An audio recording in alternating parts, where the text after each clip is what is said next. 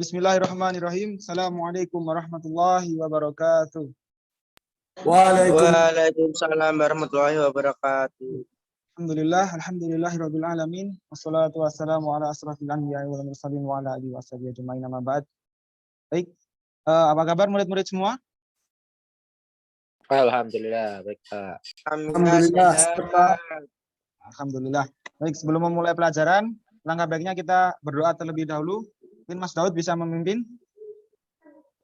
Baik, sikap berdoa teman-teman semuanya. Berdoa di rumah masing-masing ya. Berdoa mulai.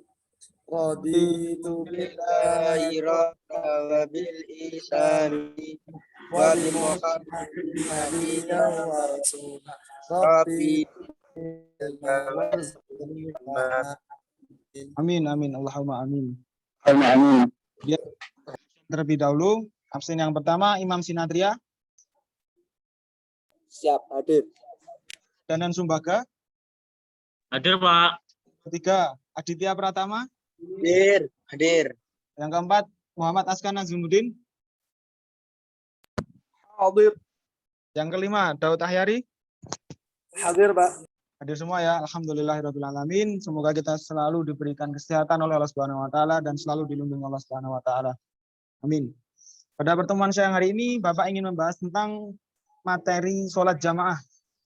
Nah, Bapak ingin men-share screen dulu PowerPoint dari sholat berjamaah.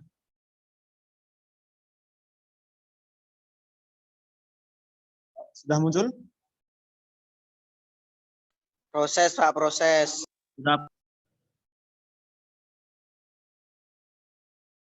Sudah ya? Sudah muncul semua?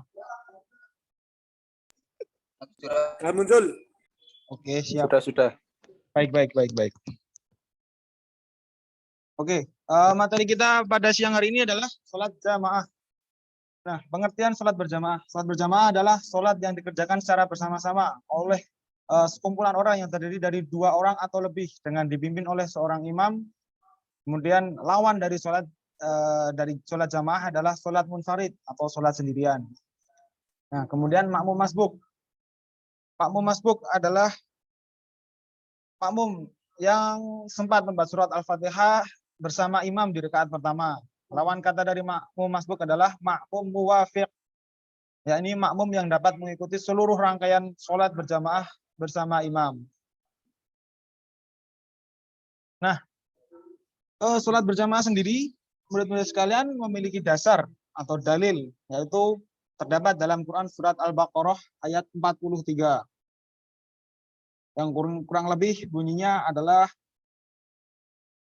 wa aqimus sholata wa atumus zakah warka'u ma'ar raqi'in. Nah, mungkin Mas Imam bisa dibacakan artinya.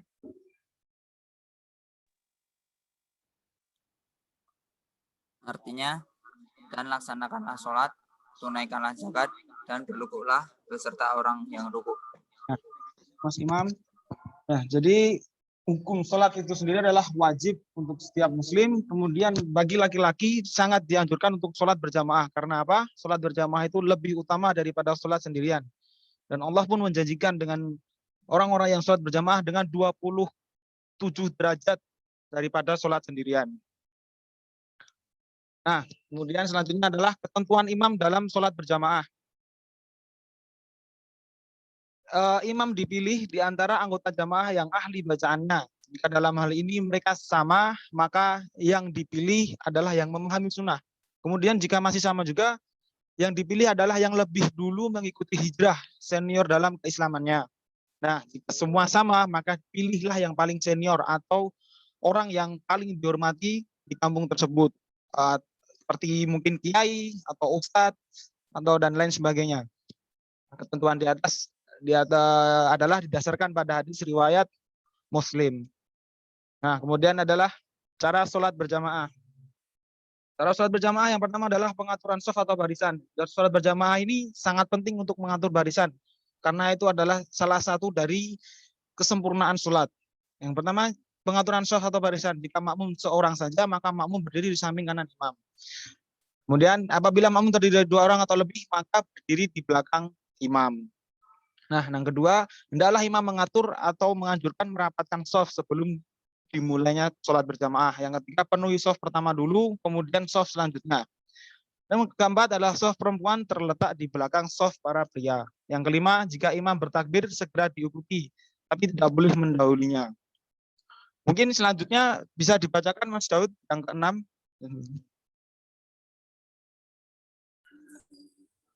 Yang keenam, hendaklah makmum memperhatikan bacaan imam dengan tenang dan tidak membaca sesuatu apapun kecuali Al-Fatihah. Hadis riwayat Imam Ahmad. Yang ketujuh, apabila imam telah selesai membaca waladhdallin, maka makmum menyahutinya dengan bacaan amin dengan keras atau jahar. Hadis riwayat Imam Bukhari. Ya. Mungkin selanjutnya bisa dibacakan Mas Aditya Pratama yang 8 dan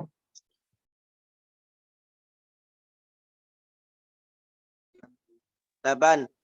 Apabila imam selesai mengucap Sami Allahu liman hamidah, makmum mengucapkan Rabbana walakal hamd.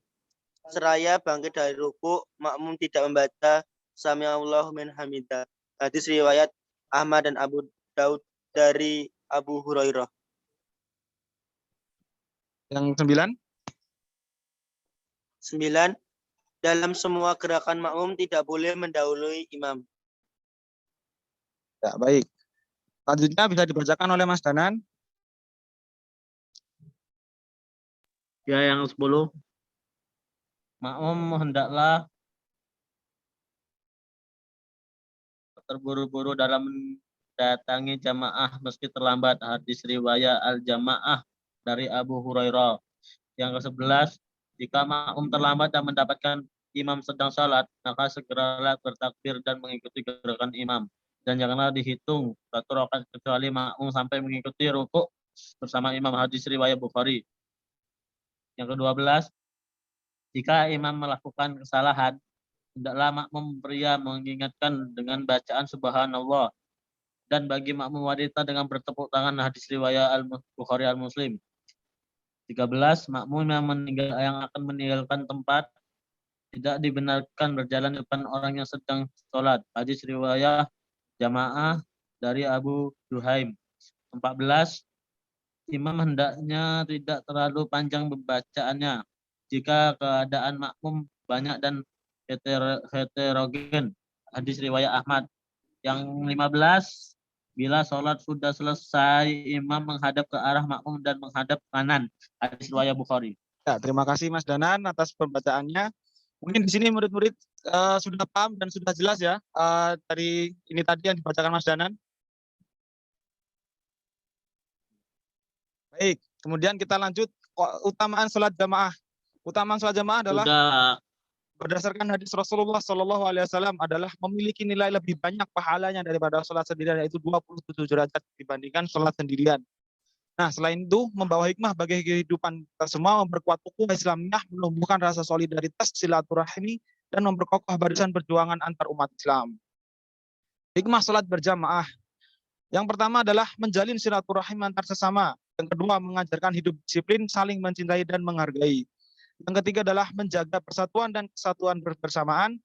Yang keempat, menahan dari kemauan sendiri atau egois. Jadi sholat berjamaah bisa menghindarkan kita dari sifat egois. Dan kelima adalah mengajarkan kepatuhan seorang muslim kepada pimpinannya. Nah, kemudian selanjutnya Bapak ingin murid-murid semua memilih gambar yang sudah Bapak sediakan, yang benar dan yang salah, dan mungkin nanti bisa diberikan alasannya. Mungkin ada yang mau menjawab yang gambar pertama ini? Apa? Saya, Pak. Apa? Ya, siapa yang mau menjawab? Yang Saya. apa? Oh ya, silakan Mas Imam. Apa? Saya memilih Kenapa Pak Mas Imam? Alasannya? karena sholat berjamaah itu lebih diutamakan daripada sholat munfarid. Ya, terima kasih Mas Imam. Seperti yang sudah kita bahas di awal tadi ya, bahwa sholat berjamaah adalah memiliki keutamaan, yaitu 27 derajat. Nah, kemudian yang gambar kedua, mungkin ada yang bisa menjelaskan antara dan A dan B, yang benar dan salah. Mungkin bisa diberikan alasannya.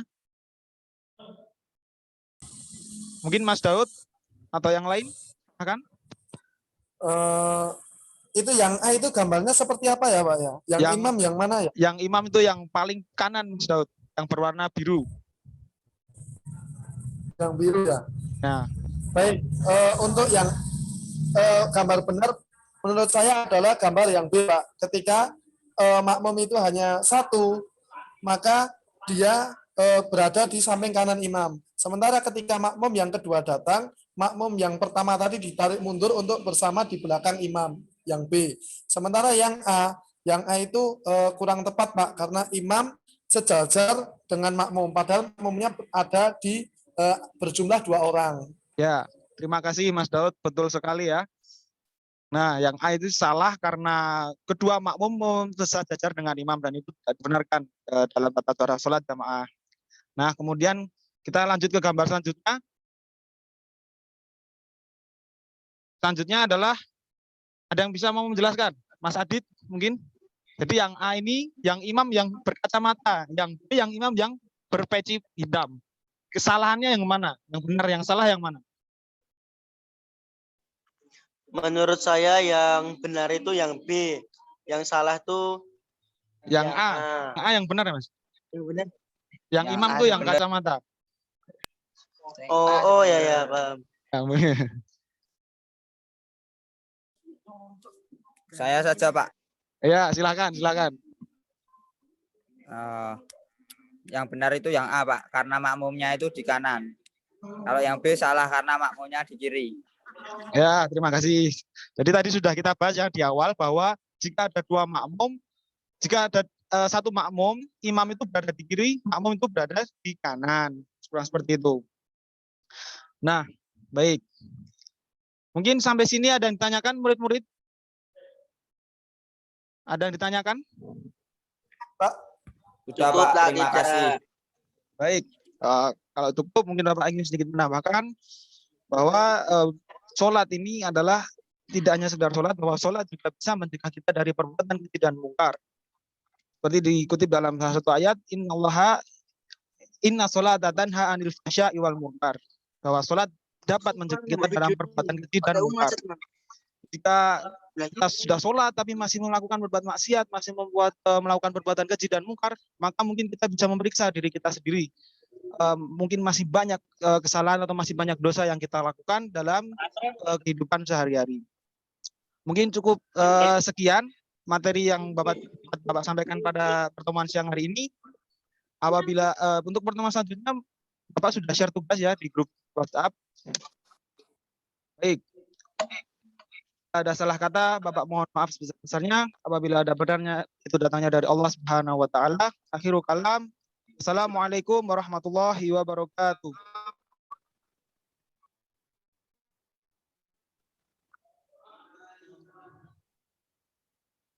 Waalaikumsalam warahmatullahi Warahmatullahi wabarakatuh. wabarakatuh.